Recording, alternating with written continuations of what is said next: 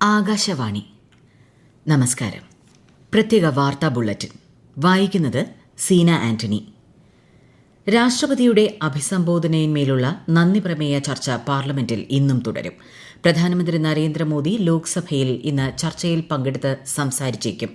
അതിനിടെ സഭയിൽ മോശമായി പെരുമാറിയെന്ന് ചൂണ്ടിക്കാട്ടി ഹൈബി ഈഡൻ, ഡീൻ കുര്യാക്കോസ് ഉൾപ്പെടെയുള്ള 8 പ്രതിപക്ഷ എംപിമാരെ ഇന്നലെ സസ്പെൻഡ് ചെയ്തു. ബജറ്റ് സമ്മേളന കാലയളവിലേക്കാണ് സസ്പെൻഷൻ.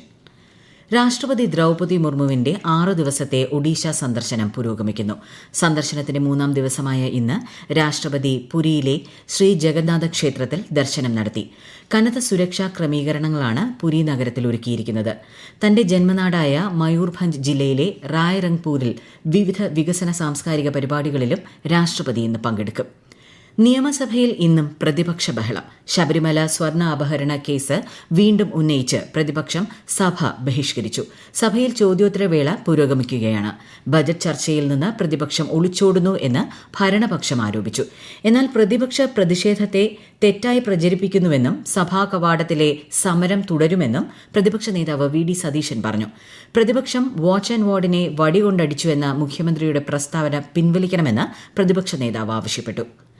തിരുവനന്തപുരം കിഴക്കേക്കോട്ടയിൽ KSRTC ആശുപത്രി തുടങ്ങുമെന്ന് മന്ത്രി കെ.ബി. ഗണേഷ് കുമാർ. പാവപ്പെട്ട രോഗികൾക്ക് കുറഞ്ഞ നിരക്കിൽ ഡയാലിസിസ് സൌകര്യം ഏർപ്പെടുത്തുമെന്നും അദ്ദേഹം നിയമസഭയിൽ അറിയിച്ചു. KSRTC ജീവനക്കാർക്ക് മാത്രമല്ല മറ്റുള്ളവർക്കും ഈ സൌകര്യം ഉപയോഗപ്പെടുത്താം. എല്ലാ മരുന്നുകളും ന്യായവിലയ്ക്ക് ആശുപത്രി ഫാർമസിയിൽ നിന്ന് ലഭ്യമാക്കുമെന്നും മന്ത്രി അറിയിച്ചു. സംസ്ഥാനത്ത് വയോമിത്രം പദ്ധതി വിജയകരമായി നടപ്പാക്കി വരുന്നതായി മന്ത്രി ആർ ബിന്ദു നിയമസഭയിൽ അറിയിച്ചു. വയോമിത്രം പദ്ധതി എല്ലാ ബ്ലോക്ക് പഞ്ചായത്തുകളിലേക്കും വ്യാപിപ്പിക്കുന്നതിനുള്ള നടപടികൾ പരിഗണിച്ചു വരികയാണ്. എല്ലാ വയോജനങ്ങൾക്കും പദ്ധതിയുടെ പ്രയോജനം ലഭ്യമാക്കാനുള്ള സാധ്യതയും പരിശോധിച്ചു വരുന്നതായി മന്ത്രി പറഞ്ഞു. ന്യൂനപക്ഷ വിഭാഗത്തിൽപ്പെട്ട 1 മുതൽ 8 വരെ ക്ലാസുകളിലെ വിദ്യാർത്ഥികൾക്കായി നടപ്പാക്കുന്ന മാർഗദീപം പ്രീ മെട്രിക് സ്കോളർഷിപ്പ് പദ്ധതിയിലൂടെ ഈ വർഷം 18.84 കോടി രൂപ വിനിയോഗിച്ചതായി മന്ത്രി വി. അബ്ദുറഹ്മാൻ നിയമസഭയിൽ പറഞ്ഞു. 2024-25 സാമ്പത്തിക വർഷത്തിൽ പദ്ധതിക്കായി 20 കോടി രൂപയായിരുന്ന ബജറ്റ് വിഹിതം 2026-27 22 കോടിയായി വർദ്ധിപ്പിച്ചെന്നും മന്ത്രി അറിയിച്ചു. കേരളത്തിൽ SIRന്റെ ഭാഗമായുള്ള അന്തിമ വോട്ടർ പട്ടിക ഈ മാസം 21-ന് പ്രസിദ്ധീകരിക്കും. ഇതുവരെ ലഭിച്ച അംഗീകരിക്കപ്പെട്ട അപേക്ഷകൾ ഉൾപ്പെടുത്തിയാകും പട്ടിക പ്രസിദ്ധീകരിക്കുന്നതെന്ന് മുഖ്യ തെരഞ്ഞെടുപ്പ് ഓഫീസർ രത്തൻ യു കേൽക്കർ അറിയിച്ചു. പട്ടികയുമായി ബന്ധപ്പെട്ട അവകാശവാദങ്ങളും പരാതികളും സമർപ്പിക്കാനുള്ള സമയപരിധി അവസാനിച്ചെങ്കിലും പൊതുജനങ്ങൾക്ക് തുടർന്നും അപേക്ഷകൾ സമർപ്പിക്കാൻ അവസരമുണ്ടാകുമെന്നും അദ്ദേഹം വ്യക്തമാക്കി. റിസർവ് ബാങ്കിന്റെ പണനയ അവലോകന യോഗം ഇന്നു മുതൽ വെള്ളിയാഴ്ച വരെ മുംബൈയിൽ ചേരും. RBI ഗവർണർ സഞ്ജയ് മൽഹോത്രയുടെ നേതൃത്വത്തിലുള്ള 6-അംഗ കമ്മിറ്റിയുടെ തീരുമാനങ്ങൾ വെള്ളിയാഴ്ച പ്രഖ്യാപിക്കും. പോളിസി നിരക്കിൽ കൂടുതൽ കുറവുകൾ വരുത്തുന്നത് താൽക്കാലികമായി നിർത്താൻ സാധ്യതയുണ്ടെന്നാണ് സാമ്പത്തിക വിദഗ്ധരുടെ വിലയിരുത്തൽ. 2025 ഫെബ്രുവരി മുതൽ ഡിസംബർ വരെ റിപ്പോ നിരക്ക് 125 ബേസിസ് പോയിന്റ് കുറച്ചിട്ടുണ്ട്. നിലവിൽ 5.25% റിപ്പോ നിരക്ക്. അമേരിക്കയിൽ സന്ദർശനം തുടരുന്ന വിദേശകാര്യമന്ത്രി S Jaishankar US state secretary Marco റൂബിയോയുമായി വാഷിംഗ്ടണിൽ കൂടിക്കാഴ്ച നടത്തി.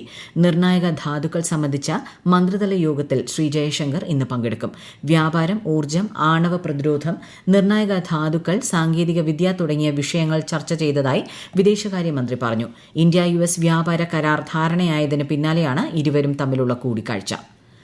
മലപ്പുറം തിരുനാവായയിൽ ഭാരതപ്പുഴയുടെ തീരത്ത് സംഘടിപ്പിച്ച മാഘ മക മഹോത്സവം സമാപിച്ചു. മഹോത്സവത്തിന്റെ പരിസമാപ്തി കുറിച്ച് തവനൂരിൽ ലക്ഷദീപ സമർപ്പണവും നിള ആരതിയും നടന്നു. ഇന്ത്യ കിർഗിസ്ഥാൻ സംയുക്ത സൈനികാഭ്യാസമായ ഖഞ്ചാറിന്റെ 13-ാം പതിപ്പ് ഇന്ന് അസമിലെ മിസാമാരിയിൽ ആരംഭിക്കും. ഇരു രാജ്യങ്ങളും തമ്മിലുള്ള ഉഭയകക്ഷി പ്രതിരോധ സഹകരണം ശക്തമാക്കുന്നതിനും സൈനിക പങ്കാളിത്തം വർദ്ധിപ്പിക്കുന്നതിനും സൈനികാഭ്യാസം സഹായകമാകും. സൈനികാഭ്യാസം ഈ മാസം 17-ന് അവസാനിക്കും. അർബുദത്തെക്കുറിച്ചുള്ള അവബോധം വളർത്തുക, രോഗനിർണയവും ചികിത്സയും എല്ലാവർക്കും ലഭ്യമാക്കുക എന്നീ ലക്ഷ്യങ്ങളിലൂന്നി ഇന്ന് ലോക ക്യാൻസർ ദിനം. യുണൈറ്റഡ് ബൈ യുണീക്ക് എന്നതാണ് ഈ വർഷത്തെ ദിനാചരണ പ്രമേയം. യൂണിയൻ ഫോർ ഇന്റർനാഷണൽ ക്യാൻസർ കൺട്രോളിന്റെ നേതൃത്വത്തിലാണ് ഈ ദിനം ആചരിക്കുന്നത്. കേരളത്തിലെ ആരോഗ്യ ടൂറിസത്തിന് ആഗോളതലത്തിൽ സ്വീകാര്യതയുണ്ടെന്ന് വിദേശ പ്രതിനിധികൾ. കോഴിക്കോട്ട് സംഘടിപ്പിച്ച പ്രഥമ അന്താരാഷ്ട്ര ആയുർവേദ ആരോഗ്യ സംഗമത്തിന്റെ ഭാഗമായി സംഘടിപ്പിച്ച B2B മീറ്റിൽ സംസാരിക്കുകയായിരുന്നു വിദേശ പ്രതിനിധികൾ. 34 രാജ്യങ്ങളിൽ നിന്നായി 125-ലധികം പ്രതിനിധികൾ പങ്കെടുത്തു. ഇതോടനുബന്ധിച്ച് സംസ്ഥാനത്തെ ആയുർവേദ ആരോഗ്യ കേന്ദ്രങ്ങളിലേക്ക് സംഘടിപ്പിച്ച യാത്ര ആരംഭിച്ചു.